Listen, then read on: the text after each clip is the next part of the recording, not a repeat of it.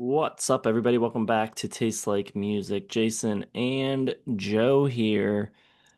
Because we just hit 20,000 subscribers, so this is our little celebratory video. You may have noticed that videos have slowed down a little bit over the past few weeks, and we've discussed this with people on Discord so they know what's going on. But for those of you who don't, we are slowing down the output in favor of making sure we get bigger videos in. So we're going to try to have either like one listography or year deep dive every month.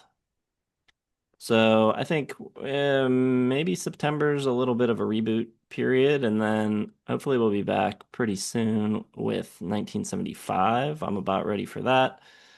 Uh, I think we should have Funkadelic listography by the end of November, and then December will be end of year stuff and maybe something else. So we'll see how that goes. But not as much content coming out, but we are still around. We have not gone anywhere. We have not quit. So, and I believe is there still some Discovering Dylan in the works?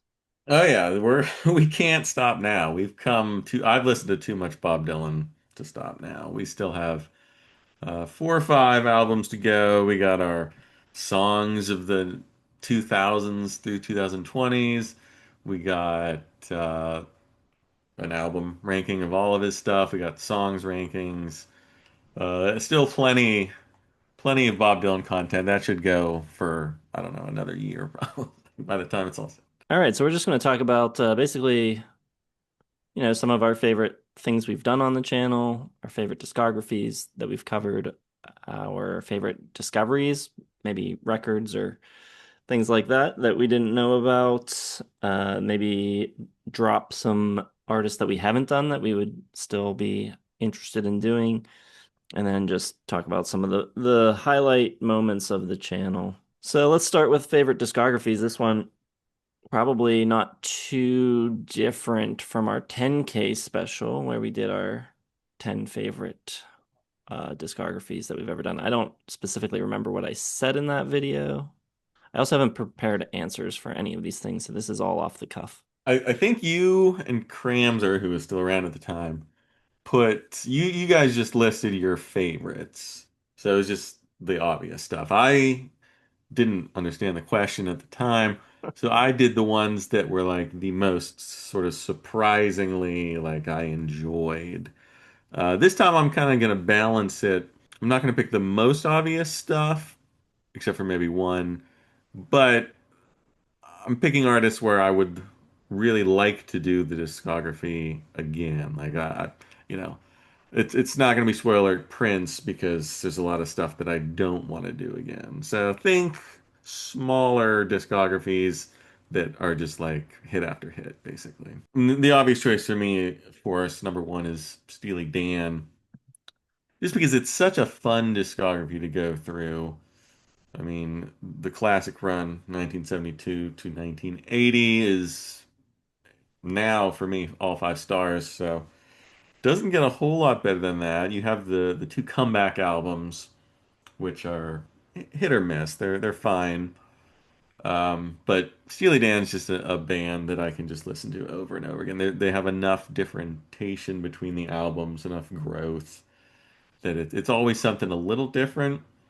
And they were just working at such a high output, and it's just a style I love. They do the the rock, the pop. They throw a little country in there. And they get to the yacht rock section of their discography, and it all hits. I love them. Well, for me, the obvious is the Beatles. They were my favorite band when I started the channel. They're still my favorite band, aside from Yellow Submarine, which I have at 4 stars, I believe. Everything else is 5 stars for me. It's pretty much a perfect discography. Boring answer, but yeah, that's what my number one would be. Yeah, I mean the Beatles would probably be one for me, but I haven't listened to them as much lately, and they're still like a top 10 band, but I don't know how much I really want to re-listen to those early records. So I'll go for another British band that had even less of an output. and smaller number of albums, but pretty much not every song that they ever did was perfect, but as far as like hit ratio percentage, the Smiths are just so, almost perfect. Even their B-sides are just incredible. We did their discography. Four main albums. We threw in a Hatful of Hollow and Louder Than Bombs. And it's just like every single song they did kicks ass. And it's just a band I already loved, but then going through and listening to all their albums and all their B-sides and all the singles that they put out, it was just like incredible. I mean, it's probably good that they broke up when they did because I'm sure they would have tainted their legacy with a bunch of kind of crappy albums as bands do. But 1984 to 1987, just prime of their careers, all the hits, and break up, and they leave a lasting and sparkling legacy behind them. Uh, I guess I'd have to say Sabbath. Yeah, I think I officially made the declaration that Sabbath had leapfrogged Zeppelin for me when we did Sabbath week. And I keep going back to the Sabbath records like way more. Like when we do the yearly deep dives, I'll listen to the Sabbath record a couple times. I'll just maybe check in on the Zeppelin one once. Yeah, all the Ozzy era especially is immaculate to me. I know some people think there's a drop off near the end of the Ozzy era, but I love those records too. And I love the Dio records and the Tony Martin era. I can pretend doesn't exist. Well, I'll push back a little bit. Sabbath was, I was thinking about it. I was like, okay, Sabbath, what about everything that happened after 1981? Pretty much. And that takes them off my list. If you're going just prime, if you're doing like the Hall of Fame argument for, the prime 7 years or whatever, prime 10 years, Sabbath has, a big enough claim, a big a claim as anyone, I think, at their peak. But I got to put Zeppelin on my list because just the perfection of their discography. It's something with, there's zero flaws. They have maybe two bad songs. Hats off to Roy Harper is one of them, and not Hot Dog. Hot Dog's great. I mean, that's really it as far as like total duds in their whole discography. Everything else is pretty great. And I don't listen to their stuff probably as much as the Prime Sabbath stuff, just like you. But if I did the discography again and I had to be like, okay, Zeppelin, or I have to listen to every single Black Sabbath record, I'd probably go Zeppelin just because of the consistency. Okay, next for me, I'm gonna say Mott the Hoople. That was fairly early in the channel back when we were kind of like taking turns, the three of us, which artists we would cover. That was one of my picks. And yeah, they were one of my dad's favorite bands. So I heard that stuff growing up a lot. That was basically like cream of the crop, classic rock for me. I like, in my mind, that stuff's on the same level as anything that gets played on the radio constantly. So, yeah, I love those records. Even some of the earlier weird ones are great, but then they really hit a level with all the young dudes, and the last three records are among my favorite of all time. That was a band that broke up probably at the right time, right as they peaked. Um, All right, I'll throw Kate Bush on my list. Kate was special because I had just started to get into her, and we did the listography. And some of them, like Zeppelin, it's like, okay, I already know every Zeppelin album inside and out. But with Kate Bush, I like obsessed over Wuthering Heights and The Kick Inside. But there was still plenty to discover, and she's an artist with nothing below a 3.5 for me and a couple classic five-star albums. And she's just the best. And it's a small discography. She didn't do a ton of albums, so the level of quality really never waned too much. And even her comeback stuff is pretty cool. So definitely got to get Kate Bush on here. I think I'm gonna go with. what I think is our most viewed video, and that's the Bowie discography. I mean, it's not like all 5 stars, but it's so consistent. Like, even like when it starts to go downhill, like it's still very good. And just the breadth of it and the variety of styles and sounds that he covered. I mean, that's a discography that, you know, might not be my favorite discography of all time, but if you had to only listen to one, you'd have to seriously consider it because it gives you all the moods. So yeah, Bowie way up there. Yeah, Bowie's a good one. Bowie kind of fits in with like Prince and like Stevie Wonder as far as like there's a ton of good stuff. And the highs are maybe the highest of the highs, but there's a lot of even with Bowie, even the stuff in the 90s that was better than I expected. I still don't think I'd want to re-listen to the whole thing all over again. So I'll go with someone a little more consistent, and I'll just go with my boy Gene Clark, who's another one kind of just got into during the channel, but it was a separate, it wasn't like assigned listening at the time. It turned into us doing the discography, but it's just, I own like every Gene Clark record now except one. It's like $100. I still haven't pulled the trigger on his debut. Um, but I just love everything he did. No Other being one of my top five probably favorite albums of all time. And so it's almost that newness factor, the new car smell on somebody like Gene Clark, where it's I haven't over listened, I haven't you know spoiled it. I still kind of get a rush when I listen to his records. So and he had a weird sporadic discography with really only one record that drops below very good. So uh yeah, Gene Clark, my boy. Last one's tricky. There's a couple different directions I could go. I'm gonna say Rush was my favorite band in high school. Went through a pretty long period of not listening to them very much. And then the channel kind of brought me back to them a little bit. And it's interesting. Like, we did the ranking and I gave star ratings to everything. And it's one of those situations where, like, when you score things in a vacuum of just that discography, it like is a little different than if you like looked at it in context of the entire 70s or 80s or whatever. So like doing the deep dives now, I go back and I see things where I gave like 3.5 stars, and I'm like, it's definitely a 4 star record, right? Even those lower Rush records, almost the vast majority, they might have one or two that are sub 4, but most of their records for me are 4 stars and up. So yeah, I'm gonna go with Rush. Yeah, they were another one that was on my list, along with Dwight Yoakam and Judas Priest, which I think probably has the most consistent metal discography, except those two 90s records when Halford leaves, and that kind of kills it for me. But Okay, so before we move on, there's kind of a side discussion to have here where there's like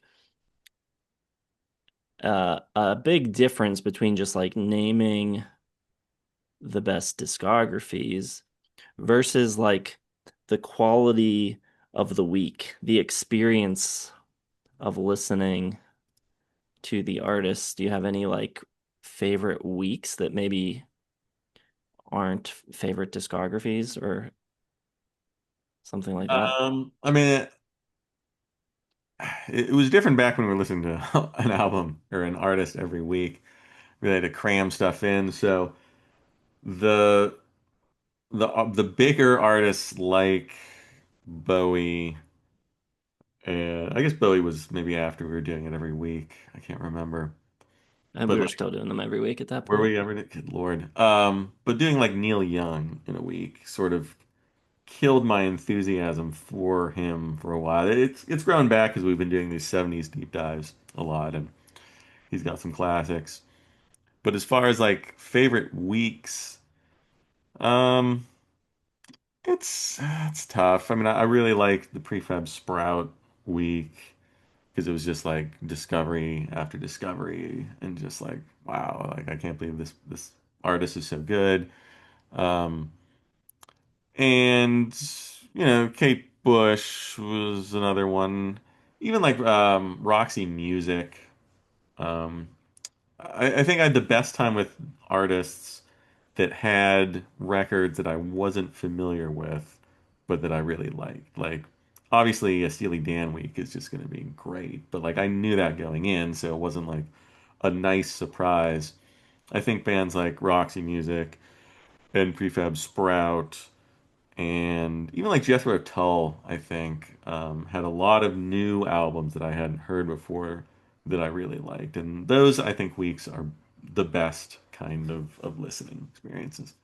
I agree. Some of the ones that I wrote down that I enjoyed a lot were Dwight Yoakam, Prefab Sprout, Bebop Deluxe, Stevie Wonder, Thin Lizzy, Fleetwood Mac, and the Beach Boys. Like the Beach Boys, I wouldn't say have the best discography. There's a lot of like variety and discrepancy of quality, from very, very good to very, very bad. But that kind of made it fun, I think. It was a fun discography to do, and the video did really well, so that helps. The Beach Boys are like one of those bands that like even the bad albums were kind of like fun to listen to. And it was, having an artist with like 0 to 5 star records, like every single, half star is kind of wild. That was a fun one. Yeah, even their bad records, like yeah, they're not torturous. They're like comically funny. Yeah. Um, okay. Favorite discoveries. You mentioned some bands already, but I don't know how you were setting about tackling this. I picked albums, favorite albums that I discovered throughout the listening experience. A couple of bands I've already mentioned, but um, one that stood out, there was a bunch, and I could have picked two or three from this artist, but Prefab Sprout. The one that like stands out in my mind still is Swoon, even though it wasn't my favorite. I think it was only my fourth favorite album from them. It still like sticks in my brain because it's so like weird and idiosyncratic to them and Patty McAloon. And it's just like this singular kind of thing that they did and like totally moved on from it the next album, Steve McQueen. But for like one album, it just kind of like blows my mind that they were doing this and it worked out so well. For my first one, I'll say When the Eagle Flies. I've brought it up multiple times on the channel since the Traffic discography, but that album, so good. I don't understand why it's not more highly regarded in their catalog. I think this is my highest rated album that I had not listened to before doing an artist or a year for this channel, and that's Heaven or Las Vegas by the Cocteau Twins. I just immediately fell in love with that one. The singing from Elizabeth Fraser is just transcendent, just incredible, incredibly beautiful. Female singing really, gets me. And this has some of the best ever. And I think that the drum machines and the guitars are really cool as well. So that remains probably the single find for me as far as like in my future top 100 or top 200, whatever. That's gonna be the highest new album. Wow. I'm gonna say Islands by King Crimson. I was really I enjoyed that record a lot. I think it was my number two King Crimson record. It might be my number one now, honestly. Um, yeah, no one talks about it. It's like a forgotten. I don't think it's like panned or like people like speak super negatively of it, but it's like just not discussed and not talked about and just kind of completely overlooked and really blew me away. And we did actually a listening party when we first started the Discord where I played it. That's yeah, that's one. I still have to go back and listen to it because I don't recall thinking much of it, and you never hear it talked about ever. And there's so many King Crimson fanatics on, Rate Your Music and on Twitter and everything else that that one just kind of floats by without ever really being mentioned, which I don't know. Maybe you're just weird. Uh, another five-star record that I discovered during Roxy Music Week, and that is Country Life, which is my favorite of theirs. No Brian Eno, which is great, and it's just their most rocking album. I think it's the best showcase for Phil Manzanera, and just maybe not their obviously not their poppiest album because that would be later during their sophistopop kind of era. But I just think it's the best combination of like the hard rock, the art rock, Brian Ferry, just amazing vocals all over it, and Phil Manzanera's guitar. You already brought up Dwight Yoakam. I could just say him in general, even though I knew a little bit here and there, but that dive was eye-opening. And my number one that week was Blame the Vein. So yeah, I'll say that. Just great songwriter, great voice, doesn't get talked about enough, great band. Well, I'll go the same route. My favorite that week was If There Was a Way from 1992, 1990 albums on my list here. Between that and Heaven or Las Vegas, that's two five-star records for 1990. Just thought it was a brilliant record. It was enough country, but enough rock. It's classic Dwight Yoakam, kind of the best of all worlds. Um, and yeah, that one definitely blew me away. Part of Yoakam's just stellar discography. I'm gonna break away from picking from discographies, and I discovered this one looking for obscure 70s record for our video that we did with Michael Ralt. And then subsequently, it made my top 10 for my favorite 1972 albums. And that's Bored Civilians by Keith Cross and Peter Ross. They were in a prog group. I always forget the name of it. T2, I think is what they're called. Hmm. And yeah, they made this record. I don't, it's kind of like folky but rocky. It's like kind of like Fleetwood Mac-esque a little bit in the harmonies and just like the vibe. So, but really good songs. All right, I'll pick one from the Album of the Year series. This one comes from the 2000s, which is not an era that I talk about too much, so I feel like it's a good addition here. I'm gonna go with Evil Urges by My Morning Jacket. I always want to say My Chemical Romance. My Morning Jacket. Evil Urges, which, I was trying to find desperately some albums from 2008. And that was a year I basically stopped listening to new music. So I had not heard this. I had not heard a bunch of stuff from that year. But of all the albums that, I found for the Album of the Year series, this grades out pretty highly, if not at the top. They drop some of the underwater production. They go for the 70s, a hint of R&B in there. You got the weird stuff with Peanut Butter Pudding Surprise and like pretending to be Prince. And yeah, it blew me away. I gave it 5 stars, much to Cramser's horror, so that made it extra special. One from our yearly deep dives, 1973. I'm gonna go with Duncan Brown, self-titled record. Um, yeah, just gorgeous, really pretty folk, but like in a singer-songwriter kind of way. It's got like touches of like Laurel Canyon and yeah, just a really pretty record. Anything else you want to shout? No, I mean those are the big hits. Um, I had one more, but I've already mentioned it. Minstrel in the Gallery from Jethro Tull.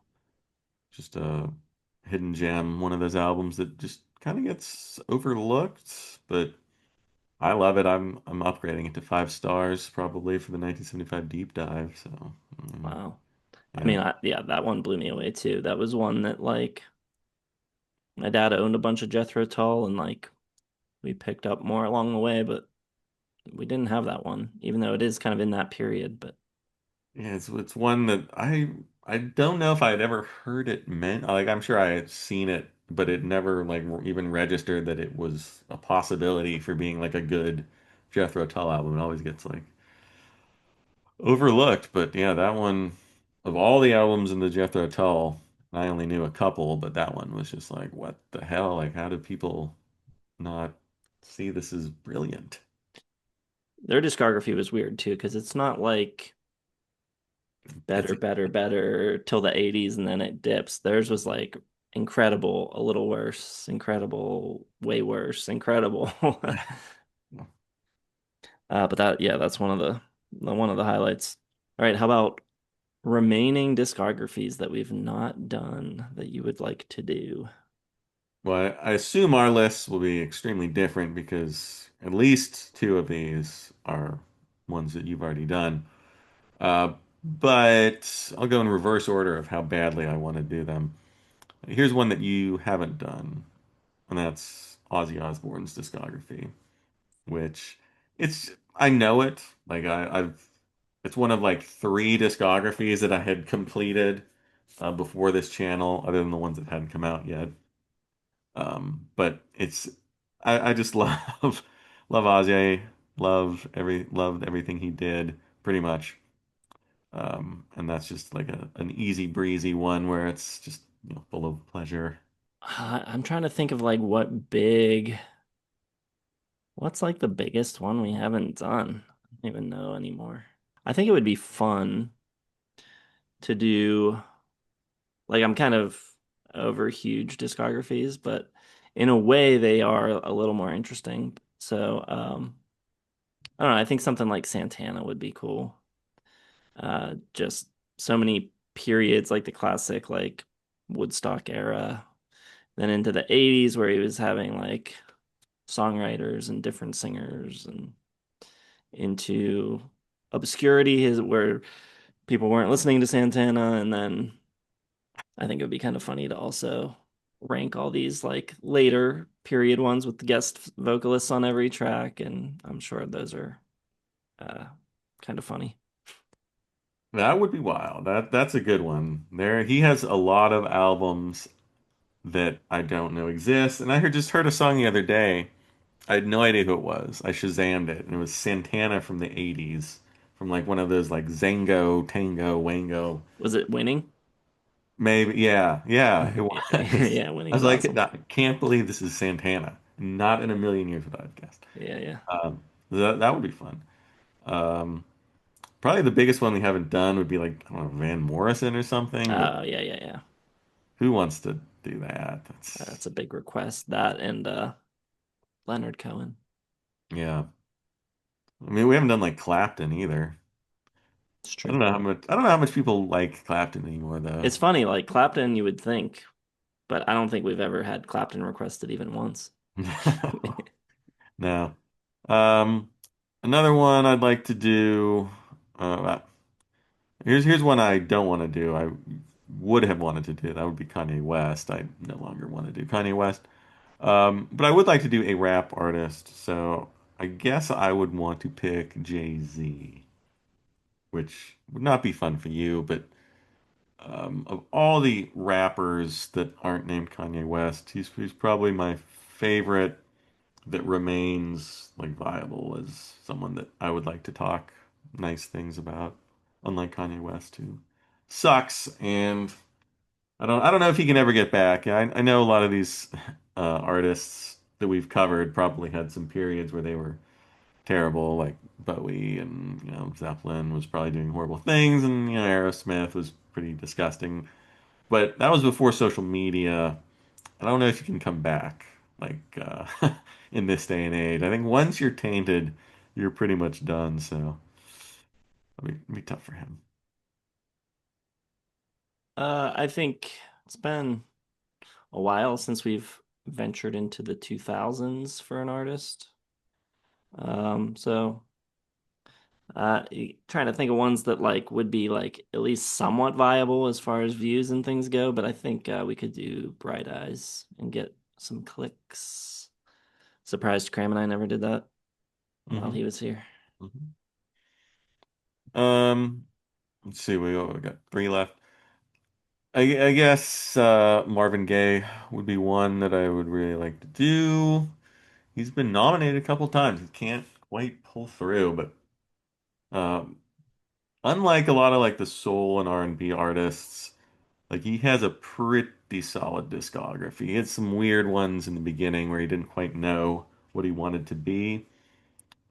Some like I don't know, like torch song kind of I don't know what it like jazzy like it what didn't really work. But once he got into the Motown kind of R&B sound, pretty much everything he did up until his death was awesome. So um, definitely like to do Marvin Gaye. I think at various points there were some movements to try to make this happen. I might have been on a Patreon poll at some point.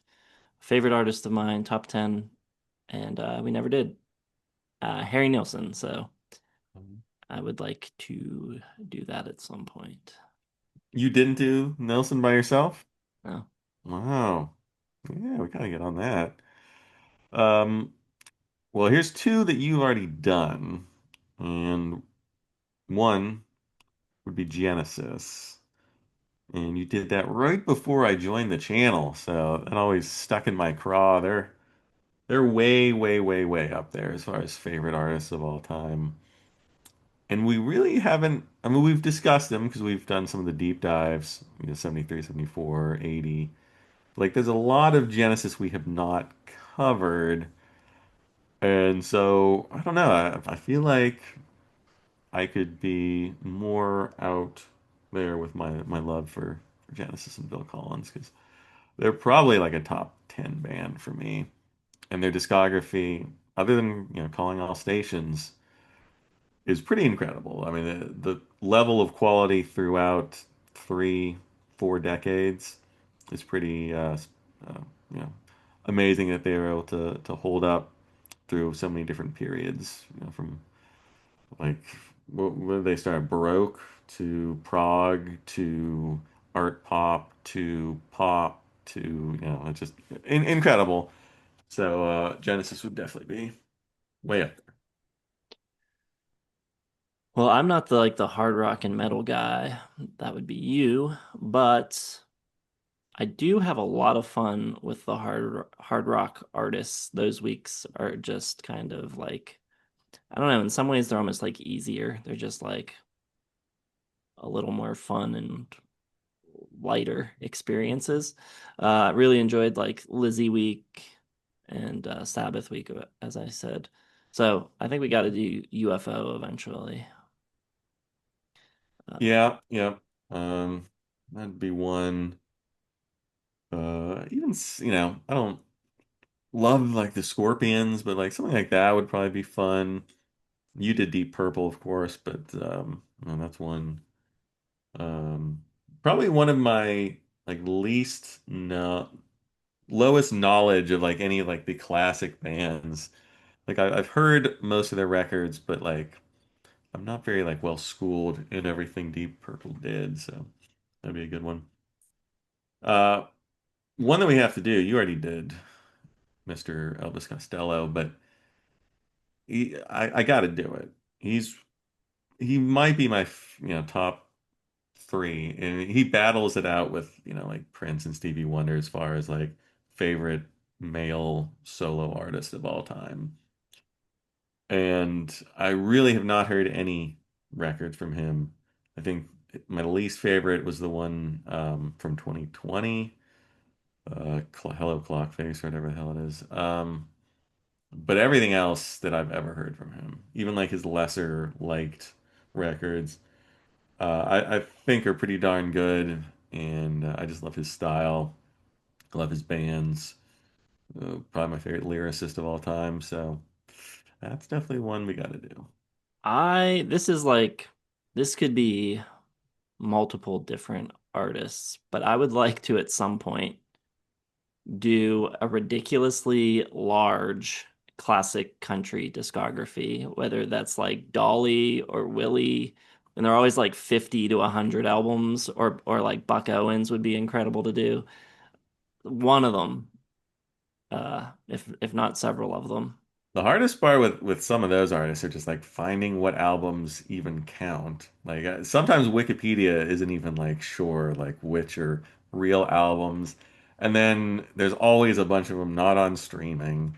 So you have to look them up on YouTube or, sometimes they're not even on YouTube. Like it's such a mess, but that would be a lot of fun. Yeah, I think we should definitely try and do like a Willie and then, you know work down from Willie Nelson. He'd probably be the one to start with. I forget the count on Willie now. It's something like 106 or something like that. So, Fortunately, a lot of them are short. yeah. Favorite moments in history of the channel, whether that's like disagreements or whatever. Favorite moments. That's tough to remember. I think the best moment was when we made our first million. That was pretty great. Oh yeah. I liked when we were bought by Sea of Tranquility. That was on my list too. Um, but no, I think one of my favorite moments, we had a stretch of like a couple weeks in a row where we had like some pretty silly videos. And we had like Pulp or No Pulp, which was pretty fun just to see the confusion in the comments. And then also the infamous ranking of the Birds members video is probably pretty high on my list of favorite moments too. That one was great. That those ranking members seems to be like the most, for whatever reason, like contentious. Like people still comment on the Eagles, like weekly, like ranking the Eagles members. Um, I don't know why like that in particular it got like so I get much. so mad at them. They do, That but one, and then we did Fleetwood Mac too. People mm, get pretty mad about that as well because we didn't have Peter Green as high as people yeah, yeah, wanted. those are always fun. Um, Ah, no, go ahead. no, that's pretty much it. Those are the only good times. uh, I really like the Boston video. I think just how much we hated those later records. And that was like the first time that we went in like really hard being negative and like got a positive response. So that was fun. Yeah, that was good. We all kind of lit up when we were talking about how much we hated those ones, and it was nice to all be on the same page. Like there was even not a slight hint of disagreement about how crummy all of those were. We were all just all in on the hatred. That was great. I thought it was cool when we went to the Lemon Twig show and got recognized in real life. That was pretty sweet. Boost to the ego. Hasn't happened since, so It guess we've did for fallen me. I off. didn't tell you. Okay, nice. Not me. It was um it was like a week and a half ago. It was went to Bottle Rocket for a free show, local bands. And I met up with a friend from high school who I haven't hung out with since like ninth grade. And someone recognized me, so I got to look pretty cool in front of my old friend. Nice, nice.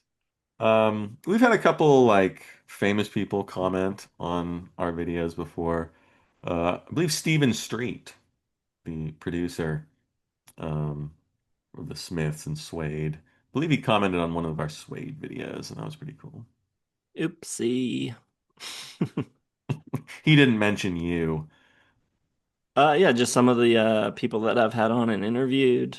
Jim Laspisa from Brian Wilson's band, who's now currently on the road with Al Jardine, and Fernando Perdomo, Eric Slick from Dr. Dog, and Ron Gallo, and the list goes on. But yeah, any of the guests were a lot of fun. Joe Quazala guesting on the Smiths, and of course, meeting Freeze and doing a record with him was super cool as well.